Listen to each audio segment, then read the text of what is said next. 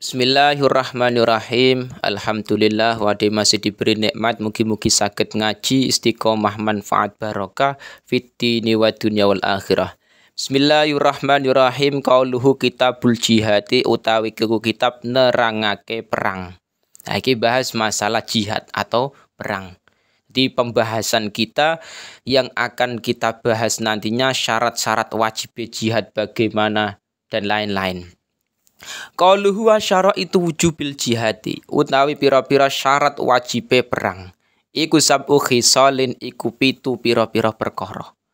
Ada 7 perkara yang menjadi syarat wajibnya perang. Jadi ketika 7 perkara ini sudah ada, maka kita wajib perang. Pertama al-islamu, rupane 7 al-islamu rupane Islam. Jadi kita wajib berperang ketika nantinya kita statusnya adalah Islam. Jadi zaman dulu wa kana al-amru fi ahdi Rasulillah sallallahu alaihi wasallam ba'dal hijrah fardu kifayatin. Iku dalam syaraim. Jadi perintah untuk melakukan jihad atau perang itu di zaman Rasulullah sesudah beliau hijrah. Lah itu hukumnya piye? Fardu kifayah. Lah makanya zaman dulu dengan zaman sekarang itu beda. Zaman dulu Kanjeng Nabi memang berada di negara Islam, perang melawan orang kafir. Lah sekarang kita di Indonesia itu beda. Qauluhu syarat yang pertama Islam. Syarat yang kedua wal bulughu lan baligh. Jadi orang wajib berperang ketika statusnya adalah baligh. Maka neneng syarah iku fala jihad ala sobin. Fala jihad ala sobin, tidak ada kewajiban perang bagi anak kecil yang belum baligh. Jadi ini anak kecil misalkan umur 2 tahun, 3 tahun, itu belum kewajiban berperang. Tapi kalau sudah baligh itu wajib berperang. Lah, sing ketiga wal hurriyatu lan sifat merdeka. Artinya ketika nantinya statusnya adalah budak, fala jihad ala rokikin, tidak ada kewajiban berperang bagi seorang budak. Jadi kewajibannya berperang itu ketika statusnya adalah merdeka kayak kita. Status Indonesia itu merdeka. Tapi nantinya problem kita, apakah kita di Indonesia masih berperang atau tidak? Lah nanti akan dibahas. Wal huri wa zukuriyatu lan sifat lanang. Maka nefala jihada alam ro'atin wahung samuskilin. Kewajiban berperang itu ketika statusnya adalah laki-laki. Lah adapun perempuan bagaimana? Fala jihada alam ro'atin, tidak ada kewajiban perang bagi perempuan. Walam hungsa muskilin, dan juga tidak ada kewajiban berperang bagi orang yang wandu. Wandu itu orang yang punya 2 kelamin. Muskil. Jadi kewajibannya berperang itu ketika status kita adalah orang laki-laki. Lah ini perempuan atau khungsa bagaimana? Enggak kewajiban. Karena dari segi kekuatannya memang beda, mau. Nah, tapi juga ada perempuan yang lebih kuat daripada laki-laki juga ada. Bisa memegang tembak, bisa memegang panah dan lain-lain, lebih kuat daripada kita laki-laki juga ada. Tapi kewajiban berperang ini sudah dijelaskan oleh para ulama, itu kewajibannya bagi laki-laki. Jadi kalau laki-laki kok sudah tidak ada semua, lagi perempuan maju. Nah, makanya laki-laki selalu di depan, mau melindungi kasarannya. Yang keenam, wasihatu lan sehat. Jadi kewajiban berperang itu ketika statusnya adalah orang yang sehat, tidak sakit. Lah nek sakit bagaimana? La fala jihad ala maridin bimaradin yamna'uhu an kitalin warukubin. Tidak berkewajiban ikut berperang ketika statusnya adalah orang yang sakit yang bisa mencegah dirinya untuk melakukan perang dan menunggang kendaraan. Jadi zaman dulu itu memang berperang itu tidak hanya jalan kaki saja, ada yang menggunakan kendaraan kuda bisa.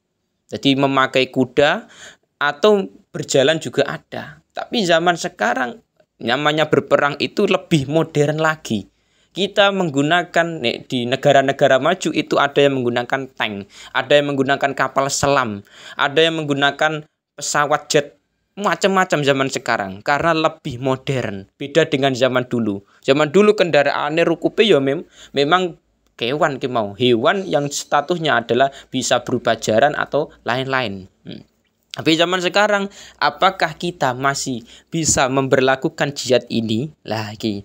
Meskipun toh kita statusnya adalah sehat, tapi pertanyaannya, bisakah kita ikut berperang di zaman sekarang? Nah, pertanyaannya seperti itu.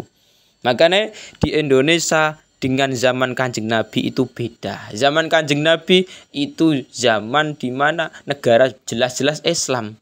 Dan orang yang diperangi benar-benar orang kafir. Tapi zaman sekarang, anak-anak muda yang melakukan tawuran berperang itu terkadang malah sesama Islam. Jadi sesama Islam saling menyerang, juga ada yang demikian. Makanya aku mau beda jihad yang zaman sekarang yang dilakukan perang melawan orang Islam dengan zaman Kanjeng Nabi orang Islam melawan orang kafir itu beda. Ya, yang kita bahas adalah jihad orang Islam melawan orang kafir seperti di zaman Kanjeng Nabi dulu. Sing terakhir wattaqatu lan kuwasa. Kuwasa utawa mampu atau kuat alal qitali ing atase perang. Ketika statusnya adalah orang yang kuat atau mampu melakukan berperang, maka wajib dia melakukan perang, ikut berperang. Makanya dalam syariat ketika orangnya cacat bagaimana? Fala jihad ala aqta. Fala jihad al-aqta'iyatin masalan. Ketika tangannya adalah tangan yang terpotong. Jadi kedua tangannya mau cacat. Enggak utuh, terpotong misalkan. Itu tidak ada kewajiban berperang. Jadi memang di situ orang-orang yang memang statusnya adalah orang yang kuat atau mampu berperang. Nek enggak mampu ya wis, enggak usah dipaksa. Ya iku mau bisa berubah cacat dalam segi tangannya atau cacat dalam segi kaki nih. Atau misalkan punya penyakit juga tidak kewajiban perang. Nah, makanya kewajiban berperang jihad ini syaratnya ada 7. Ketika 7 ini sudah terpenuhi, maka kita wajib berperang. Islam, balik, punya akal, merdeka, laki-laki, sehat, dan kuat atau mampu untuk melakukan perang. Ingat, kita di zaman sekarang beda dengan zaman Kanjeng Nabi. Zaman Kanjeng Nabi, orang-orang Islam perang melawan orang kafir. Jelas musuhnya. Tapi zaman sekarang, malah kita orang Islam biasanya diadu domba sesama Islam. Diadu domba sesama Islam supaya Islam ikut terpecah belah. Terutama NU. Terkadang kiai satu dengan yang satu diadu domba supaya berpecah belah. Saling menghujat, saling menyindir. Lah itu repotnya kita di Indonesia. Makanya hidup rukun itu penting. Tidak usah saling perang, tidak usah saling membunuh, tidak usah saling serang senjata, tapi kita hidup rukun. Nah, di Indonesia alhamdulillah kita meskipun berbagai agama, ada yang Islam, ada yang kafir, ada yang Hindu, Buddha, Kristen dan lain-lain, itu tetap bisa hidup rukun. Jadi karena apa? Negara kita Indonesia itu NKRI, Negara Republik Kesatuan NKRI, Negara Kesatuan Republik Indonesia. Jadi kita di Indonesia bukan negara Islam. Makanya kita di Indonesia itu saling damai meskipun toh beda agama. Ada yang Kristen, ada yang Islam, ada yang Buddha, ada yang Hindu, itu kita masih bisa hidup rukun.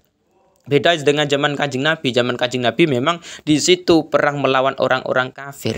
Ya, itu beda. Jadi kita di Indonesia tetap hidup rukun meskipun beda agama, saling tolong menolong tapi dalam urusan kebaikan, bukan dalam segi kejelekan atau kemaksiatan. Jadi saling tolong menolong silakan, saling gotong royong silakan, tapi jangan dalam hal ibadah mereka atau kemaksiatan. Kita nggak perlu menolong mereka. Jadi tetap kita itu hidup dengan negara-negara lain sing statusnya Islam ataupun non-Islam, tapi dengan damai, dengan rukun, itu penting. Tidak usah saling serang menyerang mau. Nah, jihad memang kita hanya belajar jihad ini syarat-syarat wajib. Meskipun di Indonesia itu sudah hidup damai, tidak ada peperangan, tapi jihad kita, perang kita adalah melawan kebodohan di zaman sekarang. Nah, itu jihad terpenting kita.